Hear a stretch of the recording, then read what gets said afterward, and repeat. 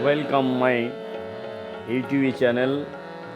हमारे YouTube channel में आप सभी को हार्दिक स्वागत और सभी भक्त जनों को तथा हमारे गुरु परंपरा चारों संप्रदाय के साधु संत महंत जोगी तपस्वी जो जहाँ पे जिस अवस्था में है सभी को मेरा कोटि कोटि दंडवत प्रणाम।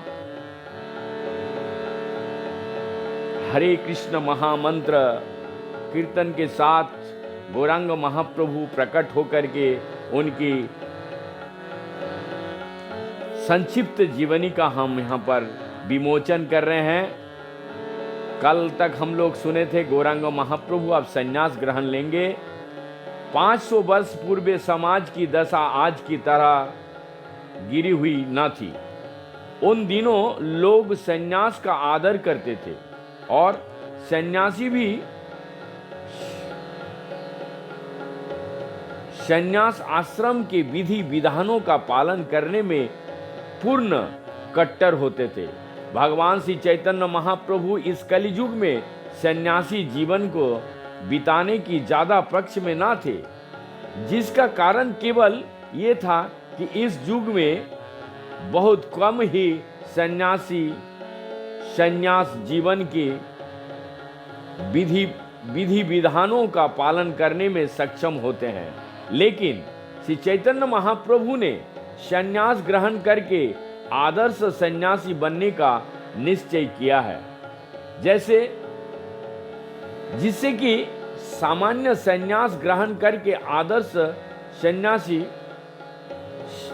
सामान्य जनता उसका सम्मान कर सके।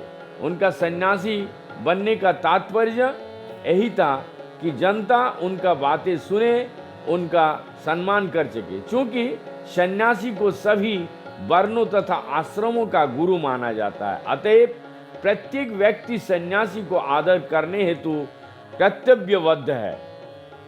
जब वे सन्यास ग्रहण करने के सोच ही रहे थे कि एक ऐसी घटना घटी कि केशव भारती नामक मायावादी संप्रदाय के एक सन्यासी जो बंगाल में काटवा के निवास थे नवद्वीप आए हुए और महाप्रभु ने उन्हें अपने यहाँ भोजन पर आमंत्रित किया। जब केशव भारती उनके घर पहुँचे तो महाप्रभु ने उनसे संन्यास प्रदान करने का अनुरोध किया। ये मात्र औपचारिक थी, केवल पूछना ही था। संन्यास सदैव किसी अन्य सन्यासी से ग्रहण किया जाता है। यद्यपि महाप्रभु सभी प्रकार से स्वतंत्र थे तो भी शास्त्र के औपचारिकता की रक्षा करने हेतु उन्होंने केशव भारती से संन्यास ग्रहण किया।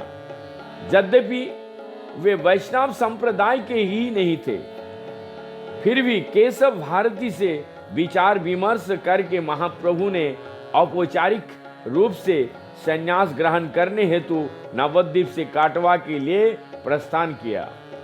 उनके साथ शील नित्यानंद प्रभु, शील चंद्रशेखर आचार्य तथा श्रीपाद मुकुंद दत्त, इन तीनों ने इस संसार में उनकी सहायता की।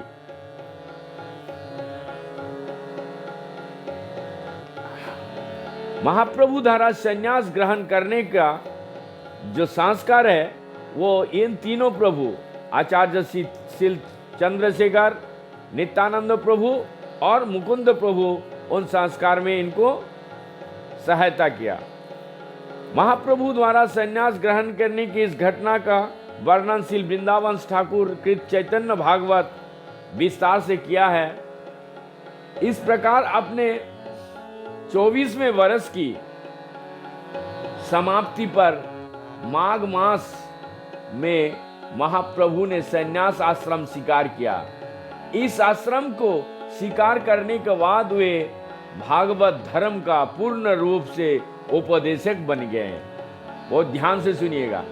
यद्यपि वे अपने गृहस्थ जीवन में भी यही उपदेश कार्य करते थे, किंतु जब उन्हें अनुभव हुआ कि उनके प्रचार में कुछ बाधाएं आ रहा है तो उन्होंने पतितात्माओं के लिए अपने गृहस्थ जीवन के सभी सुख का बलिदान कर दिया। उनके गृहस्थ जीवन में श्रील अद्वैत प्रभु तथा श्रील श्रीवास ठाकुर उनके मुख्य सहायक थे, किंतु संन्यास आश्रम ग्रहण करने का उपरांत उनके मुख्य सहायक श्रील नित्यानंद प्रभु, जिन्हें विशेष रूप से बंगाल में प्रचार कार्य के लिए नियुक्त किया गया था, और आचार्य श्री रूप सनातन गोस्वामी आदि षड गोस्वामी, रूप गोस्वामी, श्रील सनातन गोस्वामी, श्रील जीव गोस्वामी तथा श्रील गोपाल भट्ट गोस्वामी, श्रील रघुनाथ दास गोस्वामी तथा श्रील रघुनाथ भट्ट गोस्वामी थे। श्रील रूप तथा सनातन गोस्वामी भी वृंदावन जाकर आज के तीर्थ स्थानों का खुदाई करके प्रस्थापित करने हेतु नियुक्त किया गया।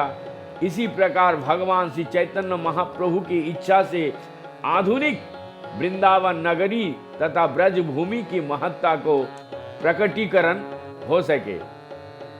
अब हम कल सुनेंगे महाप्रभु का संन्यास ग्रहण करने का उपरांत तुरंत वृंदावन रवाना होने की इच्छा कैसे प्रकट हुआ। तो थोड़ा सा और समय है तो सुन लीजिए। महाप्रभु संन्यास ग्रहण करने के उपरांत तुरंत वृंदावन रवाना होने की इच्छा प्रकट की। वो 3 दिन तक निरंतर राढ़ देश की वह स्थान जहां गंगा नहीं बहती है यात्रा करते रहे। वे वृंदावन जाने का विचार में पूर्ण भावावेश में थे, लेकिन श्रील आचार्य नित्यानंद प्रभु उनका मार्ग बदल दिया और उन्हें अद्वैत प्रभु के घर शांतिपुर ले आए। महाप्रभु श्रील अद्वैत प्रभु के घर पर कुछ दिन ठहरे रहे, और अद्वैत प्रभु ने भली भांति जानते हुए भी कि महाप्रभु आप सदा के लिए अपना घर बार छोड़ रहे हैं, उनकी माता श्रीमती सची को अपने पुत्र से अंतिम भेंट करने हेतु नवद्वीप बुलवा लाने के हेतु अपने कुछ आदमी भेज दिए। कुछ ही धूत का कहना है कि संन्यास ग्रहण करने के उपरांत महाप्रभु अपनी पत्नी से भी मिले और उन्हें पूजा के लिए अपने पादुका दी, लेकिन ये प्रामाणिक स्रोत से ऐसा भेंट की गई है कि सूचना प्राप्त नहीं होती है। उनकी मां उनसे अद्वैत प्रभु के घर में मिली और जब उन्होंने अपने पुत्र का संन्यास धारण किया देखा तो वो विलाप करने लगे। उन्होंने समझौते के रूप में अपने पुत्र से प्रार्थना की कि वह पुरी में ही अपना केंद्र बनाए और जिससे कि उन्हें उनके समाचार मिलते रहे। महाप्रभु ने अपने प्यारी मां को इस अंतिम इच्छा की शिरोधार्य किया। इस घटना के पश्चात महाप्रभु ने नवद्वीप के सभी निवासियों को उनके वियोग के शोक सागर में निमग्न छोड़कर पुरी के लिए प्रस्थान किया। अब हम लोग कल सुनेंगे। जोर से बोलिए हरे कृष्ण कृष्ण कृष्ण हरे हरे, हरे राम राम राम हरे हरे। आप भी सुनिए, लोगों को सुनाने के लिए मौका भी बना दीजिए।